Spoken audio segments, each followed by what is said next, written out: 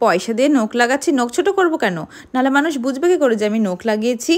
হ্যাঁ, কিছু কিছু ক্লায়েন্টের চিন্তাভাবনা কিন্তু এমনই হয়। কিন্তু তোমরা যারা এরকম মেন্টালিটি নিয়ে নেলস করাতে আসো, আমি বলবো ক্ষতিটা কিন্তু তোমরা নিজেরাই নিজেদের করছো।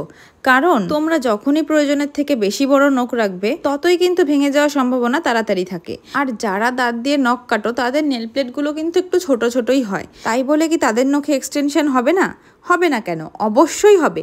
কিন্তু তোমরা সাইজটা একটু ছোটোর ওপরে রাখবে, তাহলে তোমাদের নখ স্বাভাবিকের মতোই 1-1.5 মাস মতন স্টে করবে। এবার আসি রিফিলিং বা রিমুভিংয়ের কথায়। দুটো কিন্তু দুটোর মতন আলাদা জিনিস।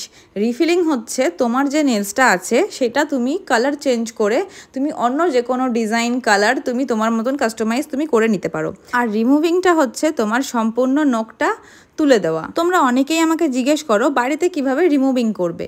তো একটা ঘরোয়া পদ্ধতি তোমরা ট্রাই করে দেখতে পারো। ফার্স্টে নখগুলো নেল কাটার দিয়ে কাটতে হবে, তারপরে একটু গরম জল নেবে, গরম জলের মধ্যে হ্যান্ড ওয়াশ বা শ্যাম্পু আর একটু নারকেল তেল দিয়ে তোমরা হাতটা 10 থেকে 15 মিনিট কি আধা ঘন্টা মতন চুবিয়ে রেখে দেবে, তারপর আস্তে আস্তে তুলবে।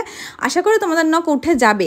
এবার যারা তোমরা পারছো না তারা কিন্তু কখনোই খুব জোর দিয়ে তোলার চেষ্টা করবে না, কারণ অনেকের নখ হয় একটু অয়েলি টাইপের আর কারো ড্রাই। যাদের একটু অয়েলি টাইপের হয় তাদের নখ তুলতে কোনো সমস্যা হয় না, যাদের একটু ড্রাই টাইপের নখ থাকে তাদের তুলতে একটু সমস্যা হয়। তো তারা আমি সাজেস্ট করব যে একটু প্রফেশনালি এসে রিমুভিং করে যেও। তো আজকের ভিডিওটা কেমন লাগলো অবশ্যই জানিও। আজকের মতন টাটা।